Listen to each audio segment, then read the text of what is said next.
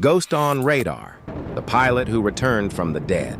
On a gray March morning in 1952, the sky above Korea hung heavy with war and winter. The clouds rolled low as if the heavens themselves were holding their breath. Somewhere near the jagged spine of the 38th parallel, a single F-86 Sabre tore through the mist, its engine howling like a warning. Across no man's land, inside that cockpit sat Captain Elijah Eli Vaughn, a name whispered with quiet reverence across the barracks. He wasn't an ace. He didn't hang medals in his quarters. But Eli had survived missions no one else had. 9 close calls that should have left him in the dirt. On that day, he flew north, too far north into enemy territory, chasing a MiG that never showed up on radar again. Then came the silence. His wingman's voice crackled over the radio once, strained and frantic. He took a hit, rolled over, heading north. Then nothing. No shoot, no explosion, no wreckage. Eli Vaughn simply vanished, as if the sky had swallowed him whole. Search parties combed the mountains. Pilots flew recon patterns for days. After 72 hours, the brass gave the order. MIA, presumed dead. His name joined the growing list of the lost. A flag was folded. A telegram was delivered.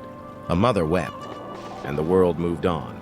But 5 months later, as the snow began to melt in the northern hills, a man appeared at the edge of a South Korean outpost, walking, limping, with frost-bitten hands and a flight suit torn to threads. It was Eli. He didn't speak for hours, just stared at the ground like he'd seen ghosts.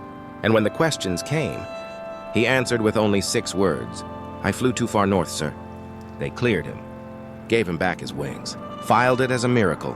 But what no one knew, what no one dared suspect, was that Eli Vaughn hadn't truly come back, because months later, he disappeared again. They called it a second miracle, but this time no one cheered.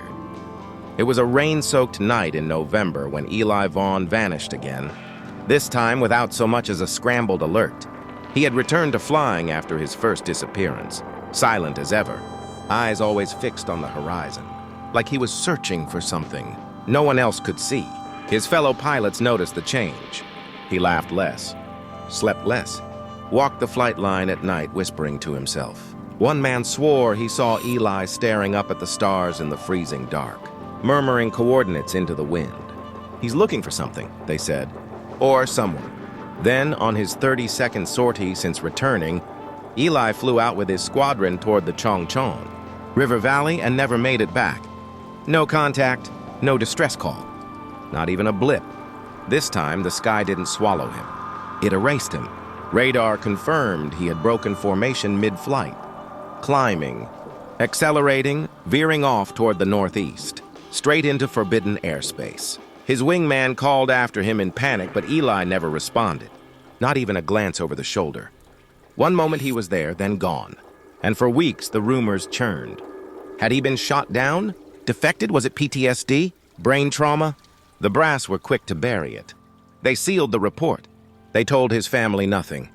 But deep inside K-14 Air Base, some of the men started calling him something else. The ghost in the sky.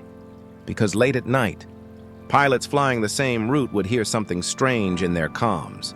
Brief, broken words, always the same voice, always ending with static. "Tell them I found it. I saw it. But the message never finished. And those who heard it never slept the same again. 2 months passed. Then 3. Snow blanketed the Korean hills like a shroud, and the name Elijah Vaughn was once again etched into a memorial wall, this time without ceremony. The brass didn't bother sending a second telegram.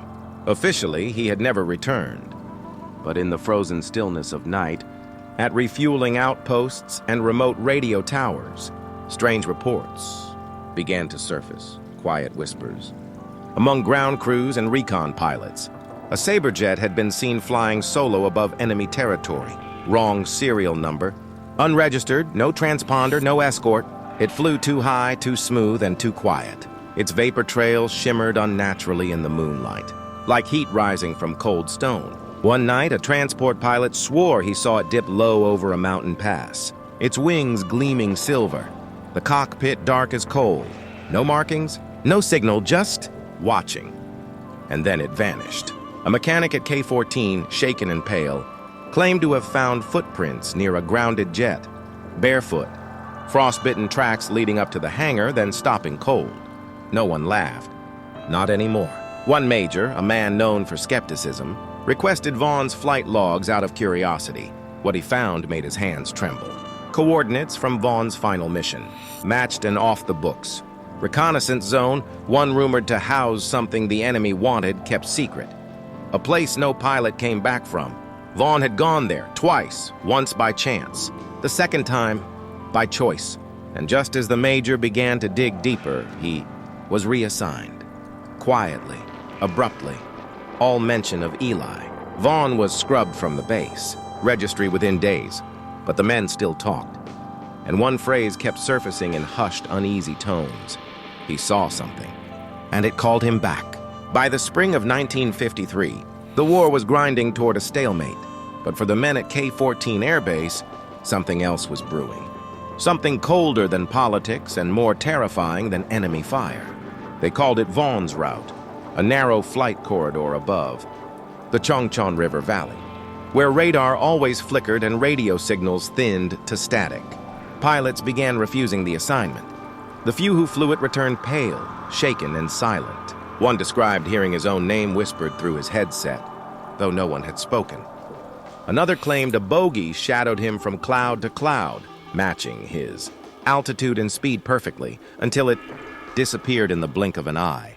And then came the footage. A reconnaissance plane equipped with a belly camera returned with something strange, a silhouette, gliding at impossible angles, reflecting no sunlight, with wings that didn't match any known aircraft. It followed from a distance, just out of focus, just enough to raise the hair on the neck. The intelligence team dismissed it as lens distortion, but the tech who developed the film quit the next day. Meanwhile, the ghost stories multiplied.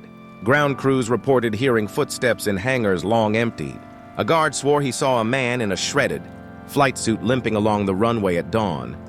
When he followed, there were no footprints. And the worst came from Lieutenant Davis, a green pilot on his third sortie. He broke formation over Vaughn's route, claiming he saw a Sabre jet ahead of him.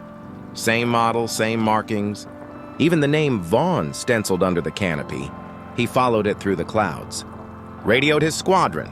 Then his voice changed, calm, flat. "I see it now," he said. "It's beautiful." His signal cut out. His plane was never found. All that remained was a single fragment of fuselage, recovered weeks later, scorched and twisted, with one word burned into the metal like a brand: return. It wasn't until years later, long after the ceasefire, after the metals had gathered dust and the world tried to forget the war, that the truth finally surfaced.